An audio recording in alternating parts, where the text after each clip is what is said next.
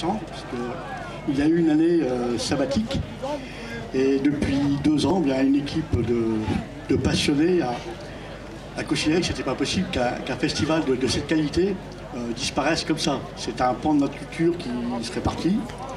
Et donc toute une poignée de bénévoles s'est retrouvée pour préparer un spectacle qui, nous l'espérons, vous enchantera tout au long de cet après-midi, avec de la musique, de la danse.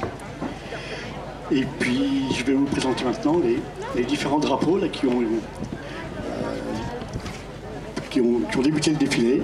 Je passe la parole à quelqu'un. Bonjour à tous. Donc on se présente, nous sommes l'association Torpenbrez, les porteurs de drapeaux des différents pays de Bretagne. Ici, vous retrouvez les drapeaux des 9 pays de Bretagne, qu'on appelle aussi les 9 évêchés de Bretagne.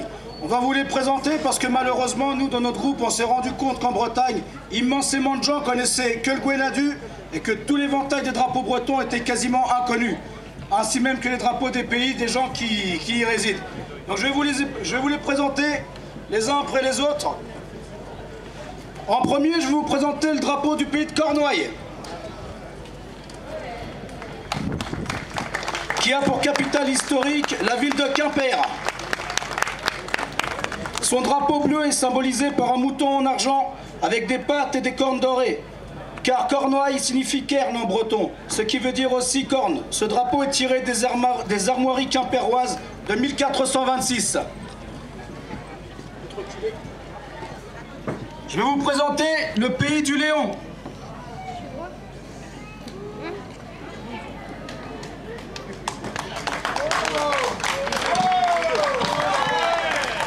Le Léon se situe dans le Finistère Nord et avait pour siège la ville de Saint-Paul-de-Léon. Son drapeau jaune illustre un lion dénué de griffes, de langue et de dents. Il est également inspiré des armoiries du Léon qui a été créé en 848.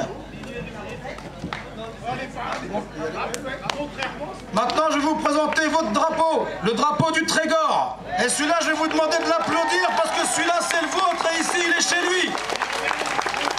Le Trégor s'étend du nord-ouest des Côtes d'Armor au nord-est du Finistère, avec pour capitale historique la ville de Tréguier.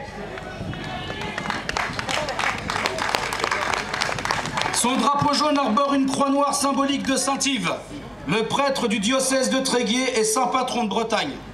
Le dragon rouge, quant à lui, est l'emblème de saint Tugdual, évêque de Tréguier, saint patron du Trégor, et l'un des 7 saints fondateurs de Bretagne.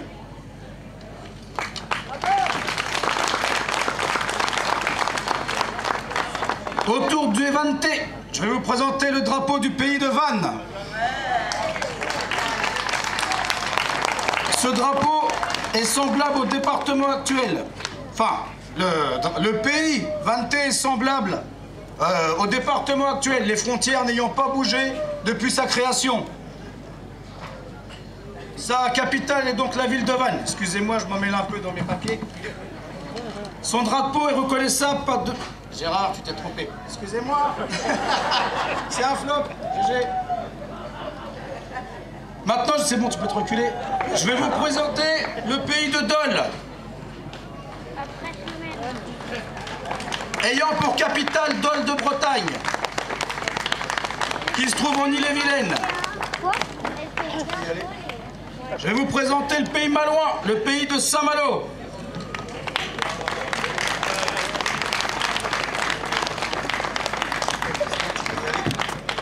Autour du pays rennais.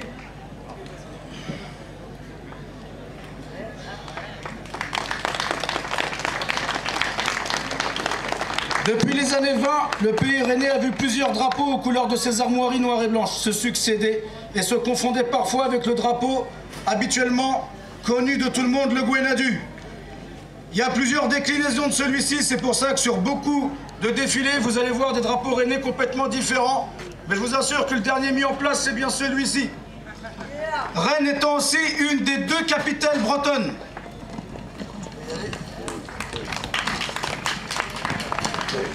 Et donc, comme on en était aussi à vous présenter notre première capitale, on va aussi vous présenter notre 2e capitale. Un territoire qui est tout autant important que n'importe quel pays breton ou département de Bretagne. J'appelle le pays de Nantes.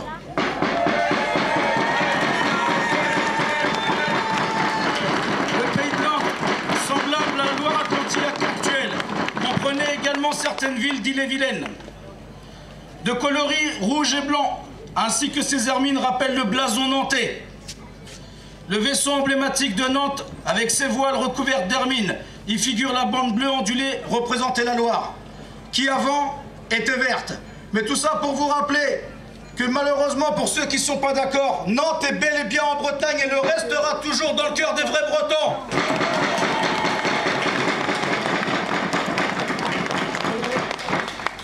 Et comme je ne peux pas faire sans vous présenter le plus beau de tous, parce que je suis un gars de là-bas, je vais aussi vous présenter le pays de Saint-Brieuc.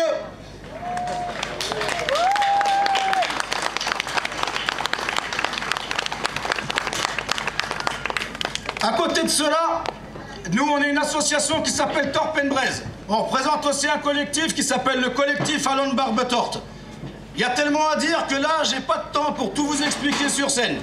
Parce que sinon, je vais empiéter sur le reste des prestations, des groupes musicaux qui vont passer juste après. Par contre, on tient un stand qui est juste là-bas. Et là, on pourra vous expliquer dans l'intégralité les travaux qu'on opère.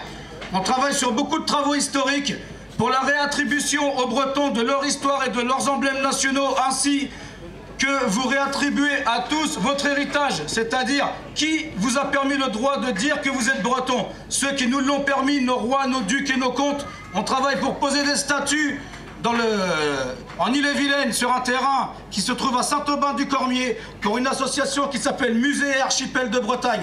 On a déjà déposé une statue d'Anne de Bretagne, on a posé une statue de Pierre de Dreux, et prévu pour 2018 une statue de Nominoé, le premier roi de Bretagne, car oui, la Bretagne a possédé des rois.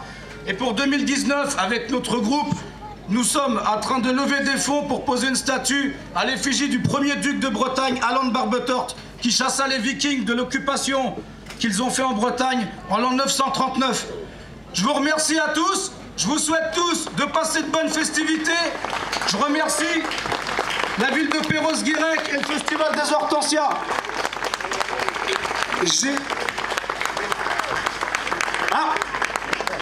Alors on va vous en présenter un autre.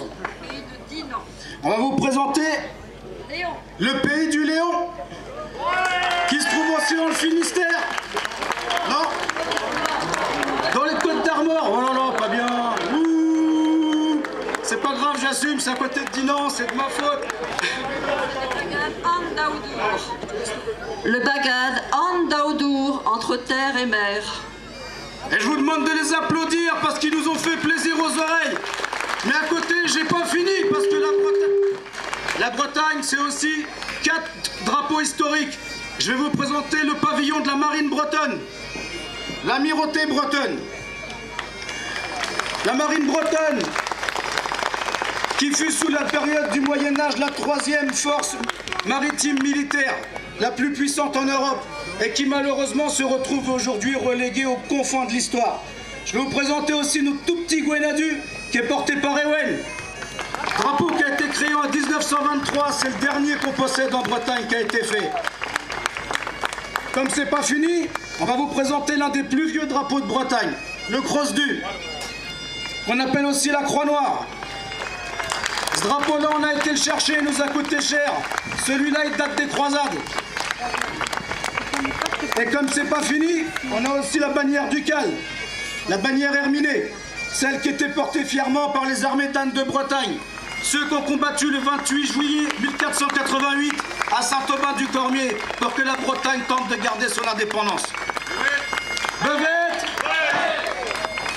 Sur ce, je vous remercie tous, je vous ai tout présenté, je vous invite à venir à notre stand, mais aussi au stand des autres. Il y a à manger, il y a à boire, faites-vous plaisir, et merci à tous.